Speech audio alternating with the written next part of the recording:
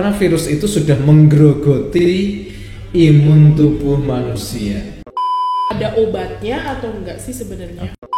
Selalu buka begitu ya. Mantap melayani. Pastinya. Iya.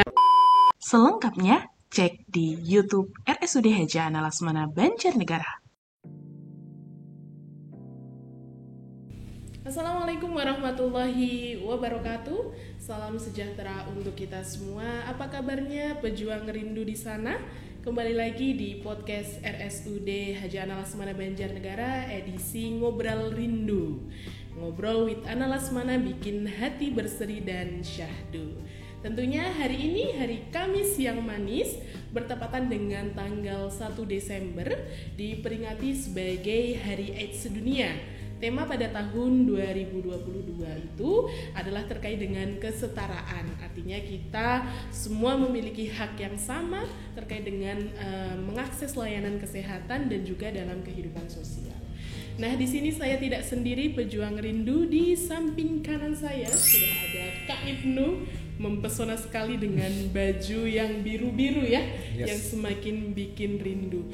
Sepertinya tidak usah kenalan karena memang Mas Ibnu ini sudah terkenal di jagat raya Banjarnegara khususnya ya.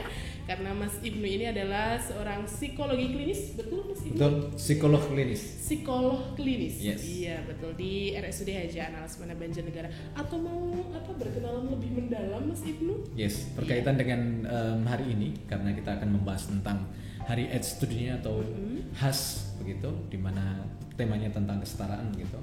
Kenapa kok saya juga akan membahas begitu? Karena memang saya ini sebagai konselor VCT di RSUD Haja Ana Laksmana Banjarnegara. Iya. Jadi di samping saya sebagai psikolog klinis, di satu sisi yang lain adalah saya sebagai konselor VCT. Begitu. Nah, pejuang rindu dimanapun berada, ini nanti ya mungkin ada waktu yang banyak ya, kita akan membahas terkait dengan semua tentang HIV/AIDS. Kita akan kupas satu persatu biar masyarakat lebih paham tentunya. Terus bagaimana kita di masyarakat jika ada mungkin tetangga atau keluarga yang ada HIV, kita harus beradaptasinya seperti apa. Nah, dimulai dari HIV/AIDS, kan ada dua kata nih Kak Ibnu. Oke. HIV dan AIDS, sebenarnya itu apakah dua kata yang berbeda atau sama sih Kak? Oke. Berkenaan dengan HIV dan AIDS ya, memang dua kata ini bagi sebagian orang atau sebagian besar orang masih disamakan. Bahwa orang dengan HIV dengan orang dengan AIDS itu sama, padahal sejatinya berbeda. Hanya memang intinya memang sama, tetapi tentunya berbeda. HIV itu adalah virusnya, begitu. Jadi HIV itu adalah virusnya. Okay. HIV, Human Immunodeficiency Virus. Jadi human adalah manusia, immunodeficiency adalah imun tubuh yang digerogoti, virusnya adalah virus begitu. Jadi virus yang menggerogoti imun tubuh dari manusia. Jadi HIV itu seperti itu virusnya. Sementara kalau AIDS adalah Acquired Immunodeficiency Syndrome. Jadi sekumpulan gejala yang gejala ini itu disebabkan oleh adanya suatu virus HIV begitu, dan gejala ini itu muncul karena memang imun tubuhnya manusia tersebut sudah tergerogoti oleh virus tersebut begitu, sehingga orang dengan HIV, orang yang memiliki HIV itu mungkin hanya virusnya saja. Sementara kalau orang dengan AIDS itu pasti sudah memiliki virusnya dan kemudian dia juga bergejala begitu. Oh, begitu. Begitu. Berarti bisa disimpulkan HIV itu adalah virusnya. Yes. Sedangkan AIDS mungkin itu adalah penyakit yang disebabkan oleh HIV-nya.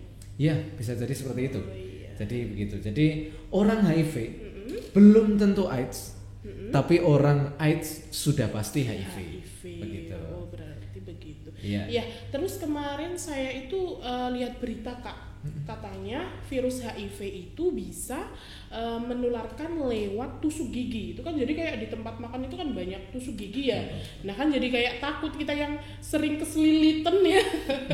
Itu apakah memang benar virus itu bisa menular lewat tusuk gigi itu?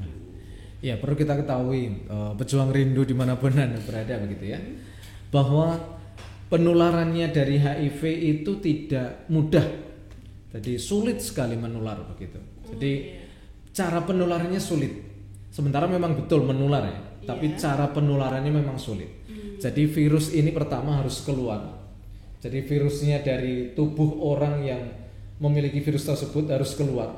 Kemudian setelah virus itu keluar dari orang tersebut, maka virusnya ini harus hidup.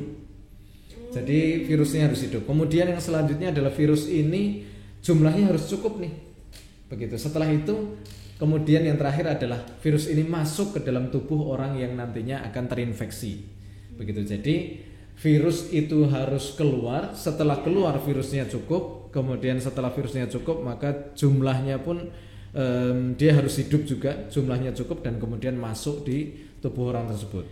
Nah, kalau seandainya nih tusuk gigi itu, jadi darah itu sangat mudah kalau seandainya kena cahaya matahari, itu virusnya langsung mati.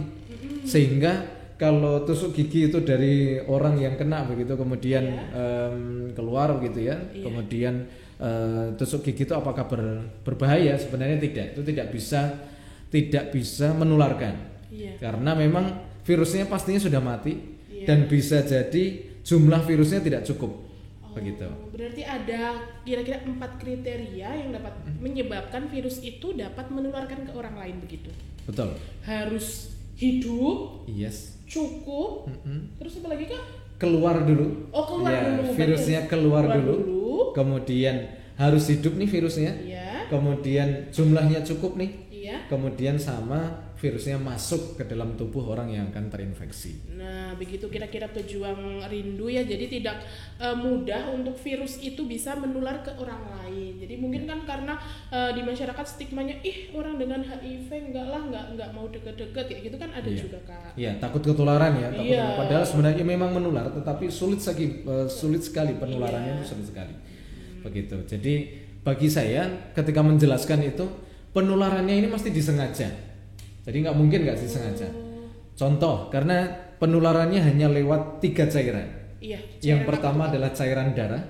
Kemudian yang keduanya adalah cairan kelamin, dan yang ketiganya adalah cairan ASI. Begitu. Jadi 3 ini, betul. Jadi cairan darah itu bisa jadi lewat donor darah atau transfusi darah. Tapi ini kemungkinan kecil sekali. Karena alat yang ada untuk donor darah di PMI itu atau transfusi darah itu sudah sangat-sangat valid, dan kemudian sudah sangat dia ini sangat canggih ya, sehingga kemungkinan kecil untuk bisa menularkan. Kemudian yang keduanya adalah bisa jadi pengguna narkoba suntik. Jadi jarum suntik itu kan aman sekali tuh. Jadi virusnya keluar begitu, orang penasun itu kan virusnya atau darahnya dikeluarkan, tapi kemudian setelah itu dimasukkan ke tempat orang lain begitu. Jadi karena di dalam jarum itu terlindungi nih virusnya. Jadi virusnya itu bisa jadi dia hidup, dan setetes darah itu bisa jadi mengandung ribuan virus. Dan jumlahnya mungkin bisa jadi cukup, sehingga ketika dimasukkan kepada orang lain begitu, itu bisa jadi menularkan begitu. Seperti itu. Jadi itu cairan darah. Kemudian cairan kelamin, berhubungan badan ya. Berhubungan badan itu tentunya juga pastinya sengaja, nggak mungkin nggak sengaja ya. Yang suka jajan ya Mas. Jadi entah itu paksaan, entah itu sukarela ya, tapi yang jelas di situ pasti ada unsur kesengajaan. Begitu. Itu kan terlindungi sekali tuh. Cairan kelamin dari penis ataupun dari vagina kan terlindungi. Begitu, tidak kena cahaya, kemudian juga sangat terlindungi begitu. Perlu saya tambahkan tadi yang berkenaan dengan darah tadi, juga biasanya juga tato. Jadi ketika ada pejuang rindu kok ingin bertato ya umpamanya, dicek terlebih dahulu, harus higienis nih. Higienis harus dijamin. Betul. Jadi harus terstandar betul ini jarumnya. Nah, kemudian yang terakhir cairan yang selanjutnya adalah cairan ASI. Cairan ASI itu dari ibu yang positif HIV kepada anak atau bayi yang sedang menyusui begitu. Makanya seringkali ketika ibu yang hamil kemudian melahirkan, menyusui, itu kita anjurkan, direkomendasikan untuk langsung disambung susunya pakai pakai susu formula. Betul. Berarti misal kalau ibunya sudah HIV tidak dianjurkan untuk anaknya mengkonsumsi ASI-nya ya. Betul. Untuk menghindari adanya penularan tersebut ya. Betul. Iya, begitu. Okay. Nah, Kak, kalau misalnya nih ada seseorang yang sudah kena HIV ya, apakah ciri-cirinya bisa terlihat atau mungkin dari terjangkitnya virus itu langsung bisa parah begitu? Oke. Nah, ini yang perlu kita garis bawahi ya, bahwa orang kena HIV itu nggak kelihatan. Iya, tidak tampak nih di stadium awal. Sebutannya adalah asimptomatik. Iya. Jadi dia ini ketika baru 1 tahun mungkin atau beberapa bulan setelah terinfeksi virus itu tidak kelihatan. Jadi seperti orang kita sehat biasa. Betul. Jadi itu dari stadium awal seperti itu. Bahkan bisa jadi dia memasuki periode jendela ini. Periode jendela itu adalah waktu terakhir dia, dihitungnya dari waktu terakhir dia itu terkena virus sampai 3 bulan ke depan. Jadi periode jendela itu di 3 bulan itu, 3 bulan awal itu. Bisa jadi dia itu bervirus tetapi tidak terdeteksi. Nah, ini yang kadangkala berbahaya ya. Dia bisa menularkan HIV, tapi dia tidak terdeteksi. Begitu. Ketika dicek, dia bisa jadi non reaktif atau negatif. Makanya sering kali ketika kita mau mengecek pemeriksaan VCT HIV, begitu kita tanyakan perilaku resiko terakhirnya itu kapan? Karena kita akan menghitung itu, kita akan menghitung dari perilaku resikonya umpamanya nih, pengguna narkoba suntik umpamanya. Sekarang tanggal 1 ya, 1 Desember. Ternyata dia baru aja 1 minggu yang lalu dia ini menggunakan narkoba suntik itu dengan gonta-ganti jarum begitu ya, gonta-ganti penggunaannya dengan orang lain. Nah, ketika dari 1 minggu ini bisa jadi dia ini sudah terdampak virus tersebut, tapi pastinya negatif hasilnya. Maka dari itu ketika dia cek pada tanggal 1 Desember ini, ketika hasilnya negatif, kita akan anjurkan dia, rekomendasikan dia untuk nantinya 2 minggu setelah ini harus datang lagi, sampai nantinya 3 bulan ke depan. Begitu. Jadi bisa jadi 3 bulan ke depan cek lagi atau 2 minggu setelah ini cek lagi. Begitu. Oh begitu, berarti memang ada tahapnya ya. Yes. Iya begitu. Berarti kayak yang mungkin ada gejala perubahan berat badan gitu, nggak mesti semua orang ya. Ya, itu nanti kalau sudah stadium ketiga, keempat. Nah, namanya seperti tadi AIDS tadi. AIDS-nya ya, itu betul. ya. Jadi nanti stadium 3, stadium 4 itu muncul nih gejala-gejala yang disebabkan oleh virus tersebut. Karena apa? Karena virus itu sudah menggerogoti imun tubuh manusia. Contoh ada TB. Jadi TB ini biasanya ada kaitannya dengan HIV. Makanya orang TB ini kadangkala juga dicek nih bagaimana status HIV-nya.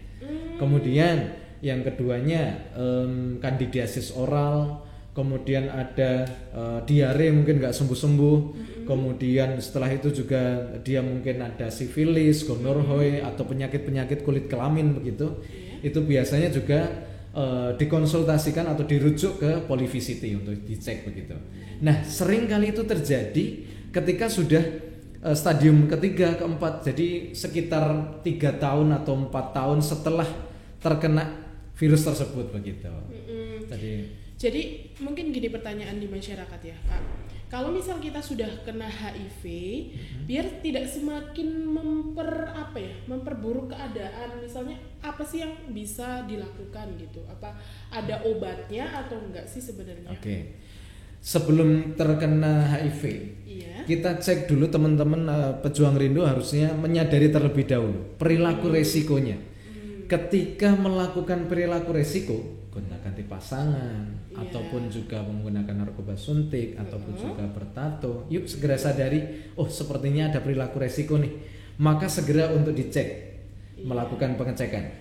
Nanti kalau seandainya sudah dinyatakan positif, kalau sudah positif terinfeksi HIV begitu, makanya segera untuk melakukan pengobatan secara rutin. Nah, di RSUD namanya Poly CST, Care Support and Treatment. Jadi di situ nanti ada dokter-dokter yang akan mendampingi dia supaya dia tetap kualitas hidupnya bagus, di mana dia nanti akan dibantu dengan obat namanya obat ARV, antiretroviral virus. Jadi obat yang akan menghambat perkembangbiakan virus secara cepat begitu ya. Gitu. Jadi itu nantinya yang ketika sudah di VCT ataupun sudah HIV. Oke, berarti memang untuk obat ARV ini tidak menyembuhkan ya, tapi untuk menghambat virus. Betul. Jadi ini adalah untuk menghambat laju pertumbuhan virus. Jadi virus ini akan bisa jadi dia ini mati atau maksudnya pingsan ya, ataupun dia terbungkus oleh efek obat tersebut begitu. Nah, Kak Ibnu, mungkin itu tadi terkait dengan obat ARV untuk menghambat pertumbuhan virus. Kira-kira ada tips atau langkah lebih lanjut untuk seseorang itu yang sudah HIV biar tidak terkena AIDS itu gimana sih, Kak? Ya. Jadi selain dia ini rutin minum obat ARV ya, atau antiretroviral virus begitu, tentunya dia harus menjaga dirinya. Jadi dia harus merawat dirinya dengan baik, asupannya juga harus tetap dijaga, aktivitas rutinnya juga tetap harus dijaga. Kemudian tentunya yang paling penting adalah perilaku beresikonya nih, yang harusnya tidak dilakukan lagi begitu ya. Jadi jauhi perilaku resikonya. Karena bisa jadi nih, karena nanti ketika dia itu rutin minum obat, tapi dia tidak merawat dirinya dengan baik, kemudian juga dia juga masih terus-menerus melakukan perilaku beresiko, maka bisa jadi berdampak nih nanti dari kondisi dirinya begitu. Nah itu yang paling penting. Jadi ada berapa langkah. Yang pertama adalah rutin minum obat tadi. Rutin minum obat. Oke. Kemudian yang keduanya merawat diri dengan baik. Merawat diri dengan baik. Ya, tetap beraktivitas rutin seperti biasanya. Aktivitas rutin seperti biasanya. Nah, tentunya juga jauhi perilaku resiko. Jauhi perilaku resikonya. Yes. Nah, Kak Ibnu mau tanya nih, mungkin bagaimana sih kalau di masyarakat itu, kalau misalnya kita punya tetangga atau kerabat yang mungkin kok diberi penyakit HIV/AIDS ini, kita menanggapinya kepada mereka gimana ya, biar mungkin kan sebenarnya kita ada rasa takut nih, tapi kan nggak enak juga nih, kerabat sendiri kok nggak mau itu. Gimana sih Kak kira-kira untuk menghadapi misal kita bertemu dengan teman-teman yang dilalah kok HIV itu gimana Kak? Ya. Ini banyak sekali yang terjadi di masyarakat ya, problem seperti ini ya. Jadi masyarakat takut karena memang betul sekali, karena bisa jadi orang dengan HIV itu masih stigmanya dianggap negatif oleh masyarakat itu masih sangat tinggi mungkin. Begitu, padahal sebenarnya informasi itu sudah banyak sekali dijelaskan, baik itu melalui media daring, media luring, apapun sudah dilakukan begitu ya. Pada intinya adalah yuk kita cari informasi yang benar nih berkenaan dengan HIV. Karena bisa jadi kenapa kok masyarakat itu tuh dia tidak menerima keberadaan dari orang dengan HIV itu, karena mungkin dia tidak tahu menahu tentang HIV. Jadi penularan, apalagi nanti kalau saya dekat-dekat kayaknya tertular nih begitu. Umpamanya saya salaman tertular apa ya begitu. Kemudian nantinya kalau saya makan bareng atau gimana begitu. Padahal sebenarnya itu semuanya ketika kita hidup berdampingan dengan orang dengan HIV itu sebenarnya tidak masalah begitu. Yang terpenting tadi itu 3 cairan itu harus kita hindari begitu ya. Cairan darah, kemudian cairan kelamin, sama cairan ASI begitu. Sementara kalau cairan keringat bagaimana? Umpamanya kita berkeringat bersama, enggak masalah itu. Jadi itu tidak bisa menularkan HIV. Begitu, sehingga ketika ada saudara kita, tetangga kita, yuk tetap kita rangkul mereka. Saya pernah belajar bersama di luar begitu. Jangan sampai, mari kita rangkul, tapi jangan sampai kita dengkul begitu ya. Mari kita rangkul gitu. Jadi kita rangkul bagaimana sih mereka begitu, kebutuhannya apa, yang tentunya mereka sendiri juga butuh waktu untuk menerima dirinya. Kan tentunya nih orang yang baru saja kena HIV, positif HIV kan sering kali atau kebanyakan atau bahkan semua orang pasti tidak terima pertamanya, kemudian habis itu kecewa, kemudian habis itu marah mungkin, dan mungkin banyak penerimaan negatif. Nah maka dari itu mereka butuh kita ini untuk bisa kita sadarkan mereka dengan baik. Iya, dan saling mendukung tentunya, karena jauhi penyakitnya bukan orangnya ya, seperti itu ya. Kak Ibnu, kalau di RSUD Haji Laksamana Banjarnegara itu kan ada klinik VCT ya. Betul. Kira-kira itu layanan apa aja sih yang ada di dalam klinik itu? Ya, kalau di dalam VCT-nya sendiri, tentunya itu merupakan voluntary counseling and testing. Di situ di dalamnya ada konseling sebelum tes, kemudian konseling setelah tes. Kan tentunya orang akan secara sukarela untuk melakukan pengecekan HIV itu, tentunya dia juga harus kita edukasi terlebih dahulu. Jadi di situ ada informed consent namanya. Jadi nota kesepahaman atau persetujuan terlebih dahulu. Kemudian setelah itu kita edukasi, kita informasikan tentang HIV dan AIDS ini. Jadi tidak langsung serta-merta langsung dicek aja begitu, tetapi kita edukasi begitu.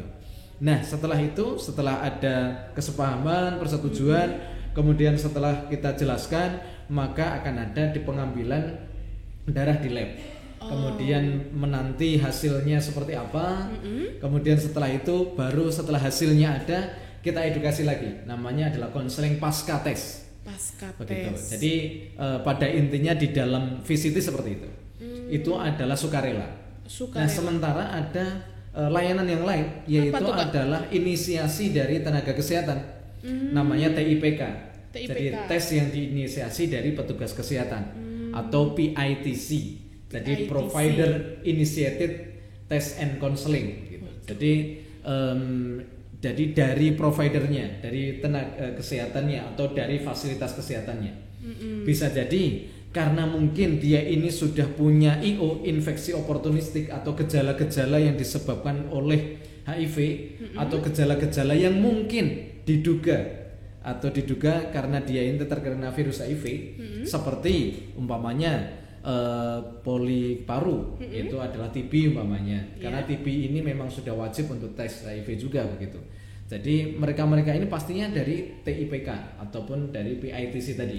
Jadi diinisiasi dari petugas kesehatan ya Kak ya. Begitu. Kemudian dari poli kulit kelamin, kemudian dari poli dalam mungkin, dan yang lain mungkin dari rawat inap dan segala macamnya gitu. Nah kemudian pokoknya itu dari petugas kesehatan. Nah kemudian ada juga di poli kandungan.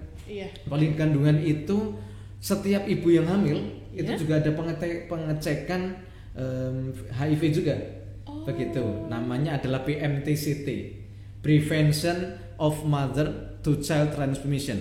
Jadi ini pencegahan penularan dari ibu ke anak, PPIA begitu. Jadi itu semuanya sudah terkoordinasi, terhubung, bahkan sudah ada payung hukumnya. Jadi setiap ibu hamil dan kemudian juga orang dengan TB itu akan dicek HIV-nya seperti apa. Begitu. Mantap sekali, berarti ada banyak layanan, nggak hanya secara sukarela, tapi juga ada inisiasi dari petugas kesehatan begitu ya Kak. Nah untuk layanan VCT ini kalau di RSUD Banjarnegara ini buka tiap hari apa Kak? Oke, kalau VCT saat ini mulai dari 2019 dari Senin sampai Sabtu selalu ready nih. Karena saya di ruangan terus insya Allah begitu ya. Jadi dari Senin sampai Sabtu itu kita selalu hadir begitu. Di satu sisi ada dua yang selalu standby. Saya dengan Ibu Hanifah namanya. Beliau adalah pimpinan di rawat jalan. Begitu. Ketika saya umpamanya sedang ada tugas di luar ataupun saya sedang ada pasien di psikologi, maka supaya lebih efektif waktunya sudah tidak menunggu lama begitu, maka nanti ada Ibu Hanifah ataupun juga para tim VCT yang sudah siap untuk mendampingi. Jadi setiap hari Senin sampai Sabtu itu selalu ready nih, VCT-nya selalu buka begitu ya. Mantap melayani. Pastinya. Iya. Berarti untuk tarifnya masih bisa BPJS ya Kak? Kalau VCT secara ini umum. Karena begini, BPJS tentunya kan menggunakan diagnosa. Sementara VCT ini kan belum ada diagnosa. Betul. Jadi tidak bisa kecuali TIPK tadi, PITC tadi. Begitu. Kalau PITC dari mungkin dia semulanya dari vaskes pertama, Kemudian di situ sudah dicek mungkin, kemudian habis itu ke poli yang bersangkutan, entah itu poli kulit kelamin atau poli paru, dan kemudian dicek kembali di poli VCT. Nah itu bisa dengan BPJS. Oke, berarti para pejuang rindu nih yang mau tes Senin sampai Sabtu RSUD Haja Semana Banjarnegara ready, pokoknya dibuka terus karena kita ada juga tim-timnya, nanti ada ketemu Kak Ibnu, terus ada Bu Hanifah dan tim yang lainnya juga seperti itu. Jadi jangan lupa berkunjung ke sini aja Senin sampai Sabtu, pokoknya nggak tutup. Asik. Yes. Iya. Siapa saja sih yang seharusnya melakukan VCT gitu ya Mbak ya. Jadi kan mungkin ada orang yang hanya perilaku berisiko saja orangnya, karena perilaku berisiko kemudian dia melakukan visit, padahal sebenarnya nggak cuma dia.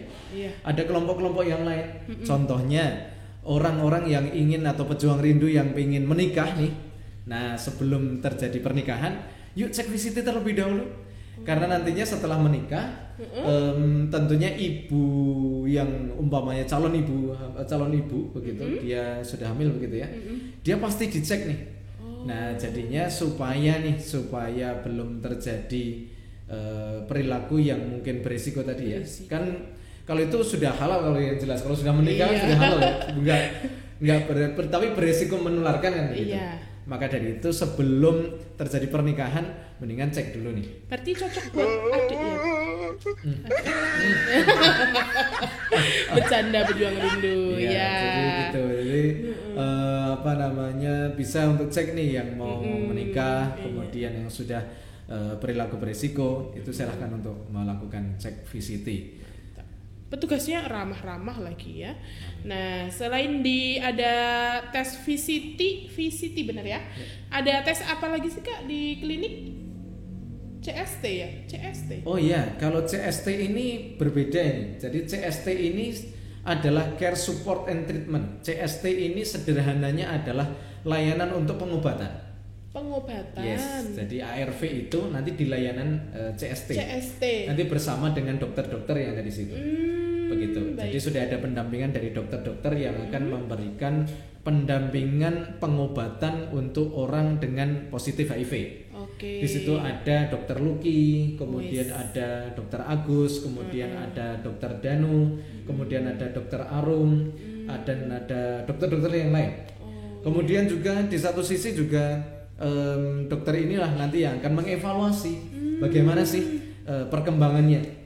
Nanti karena memang setelah nantinya berjalan beberapa bulan akan ada pengecekan namanya viral load, begitu. Jumlah virus yang ada dalam tubuhnya dia berapa. Kemudian habis itu cek CD4 juga, begitu. Jadi setelah pengobatan itu ada evaluasi, begitu. Oke, berarti itu pokoknya itu sudah dibahas dari awal itu sampai HIV, dari HIV sampai ke kliniknya itu sudah semua. Nah ini kemarin kita itu buka pertanyaan Kak di Instagram, kebetulan kita sudah menyiapkan kotak pertanyaan. Jadi karena hari ini tanggal 1 Desember peringatan HIV, jadi pertanyaan itu terkait dengan HIV. Nah ini pertanyaan pertama Kak Ibnu siap? Siap, pokoknya dilibas semua ya. Pertanyaan pertama dari akun Sujarwadi. Nah ini pertanyaannya adalah apakah ciri yang mendasar seorang terkena HIV? Sepertinya tadi sudah dibahas ya Kak, tapi nggak apa-apa diperjelas juga nggak apa-apa. Oke. Ya, jadi orang dengan HIV itu awal mulanya nggak kelihatan, asimptomatik, tidak kelihatan gejalanya. Seperti orang biasanya karena imunnya masih banyak, imunnya masih normal. Sementara kalau nanti seiring berjalannya waktu, maka virus ini akan menggerogoti imun tubuhnya seseorang tersebut. Nah, ketika tidak dicek begitu dia tetap tidak tahu statusnya, maka nanti kalau sudah 1 tahun, 2 tahun, sudah masuk di stadium 2, stadium 3 muncullah baru gejala-gejalanya. Begitu, bisa jadi diarenya tidak sembuh-sembuh ataupun apapun gejalanya. Begitu, dia disebabkan oleh imun tubuhnya sudah tergerogoti, imun tubuhnya sudah rendah sekali. Begitu. Jadi ketika di awal stadium 1, maka orang dengan HIV itu tidak tampak gejalanya seperti apa. Oke. Begitu kira-kira pertanyaan dari atas nama Sujarwadi.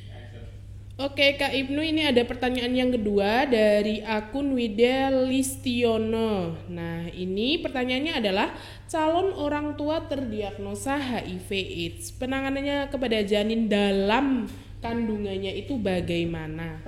Ya, ketika seorang ibu hamil nanti akan ada pendampingan antiprofilaksis namanya, ada pendampingan obat dari dokter CST tadi untuk memperkecil resiko penularan dari ibu kepada anak.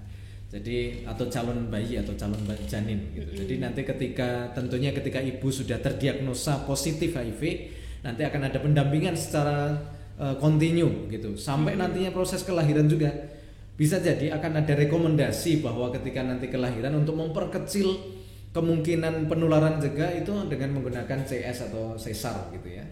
Begitu. Kemudian setelah itu tidak menyusui tadi. Jadi dianjurkan untuk tidak menyusui langsung dengan ASI formula begitu, dengan susu formula begitu.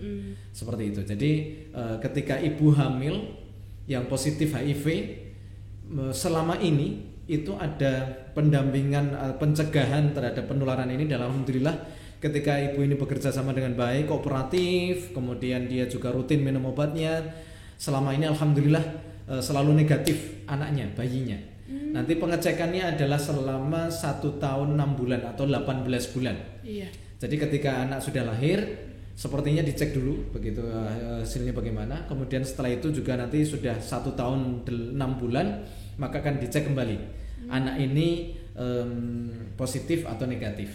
Nah selama 18 bulan itu si anak juga minum zidovudin itu begitu untuk memperkecil penularan HIV dari ibunya.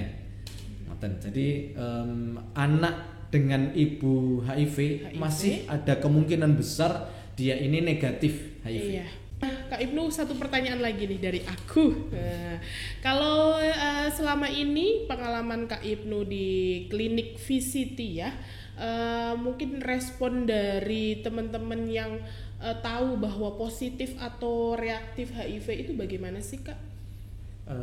Tadi di awal sudah saya sampaikan sedikit ya, bahwa sebagian besar atau bahkan kayaknya semuanya begitu, mereka ya shock, mereka kaget, mereka kecewa, mereka marah, mereka sedih, putus asa, kemudian juga panik ya.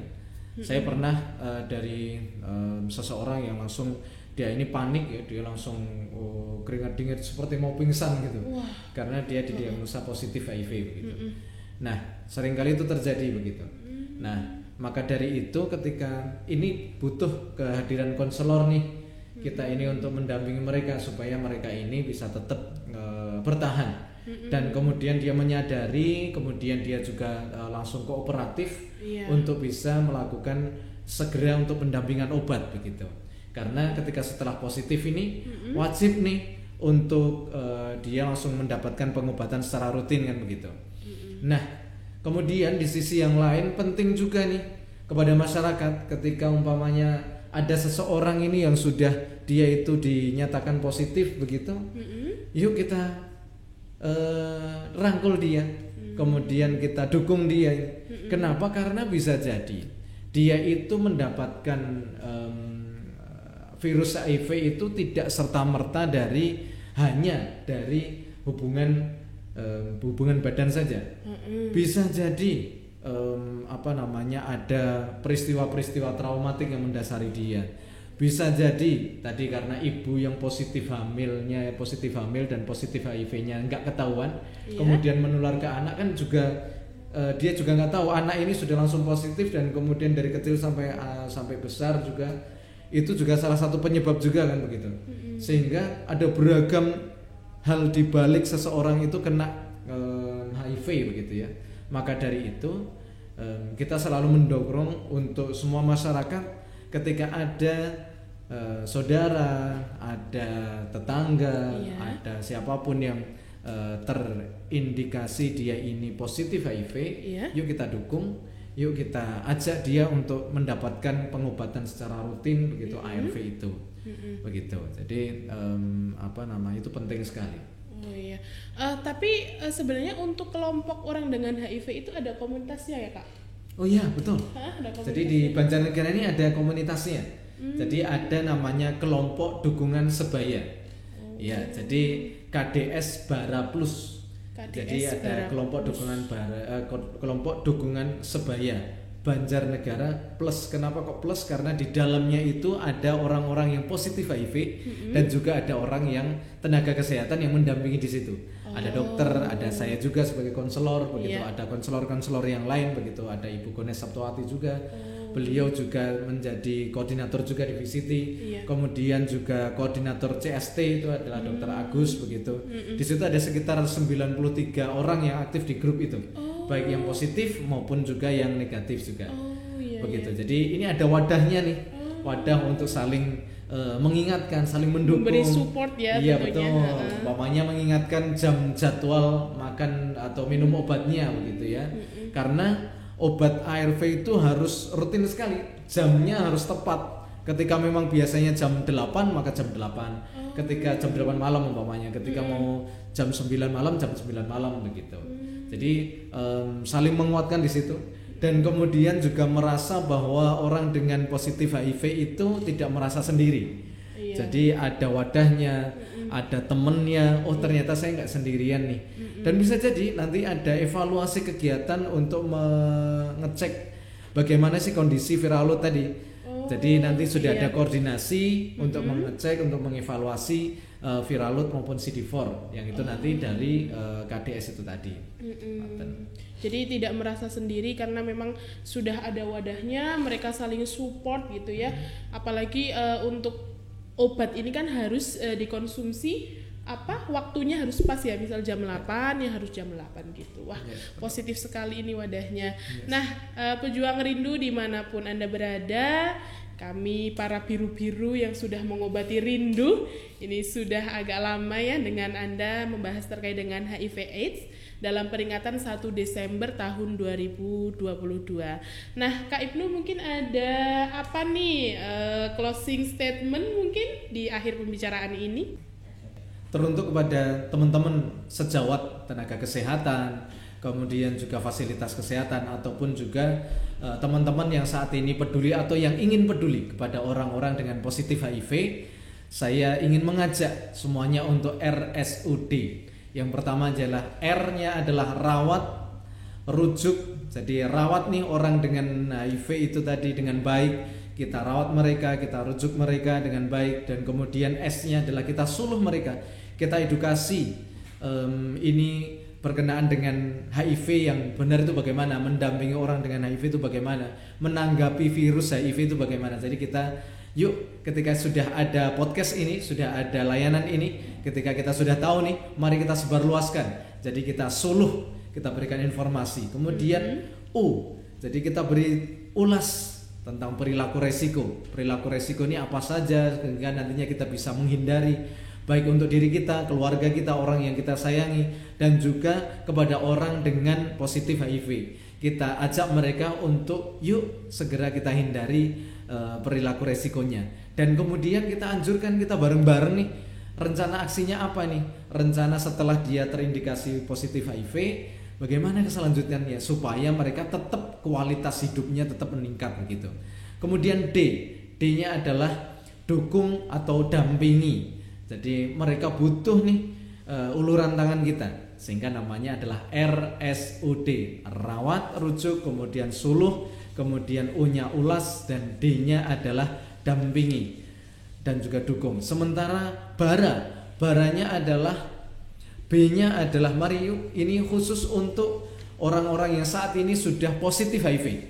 Jadi bara, B-nya adalah yuk kita benahi apapun yang saat ini terjadi, kita berbenah yuk. Benahi akal kita, benahi aktivitas kita. Kemudian A, ayo kita adaptif. Jadi kita beradaptasi dengan status yang baru, beradaptasi dengan kebiasaan baru. Dan kemudian adalah R-nya adalah rajin, rutin minum obat, rajin cek viral load-nya, CD4-nya.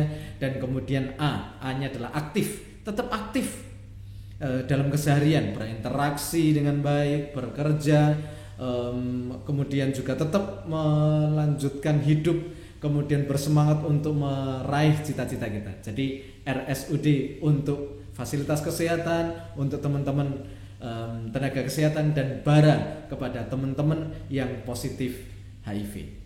Wih, mantap sekali membuat singkatan RSUD Bara. Nah, Kak Ibnu terima kasih sudah meluangkan waktu untuk menjadi narasumber podcast ya, yang biasanya jadi host, sekarang didaulat menjadi narasumber. Sangat super sekali Kak Ibnu ya. Mungkin itu saja para pejuang rindu dimanapun Anda berada.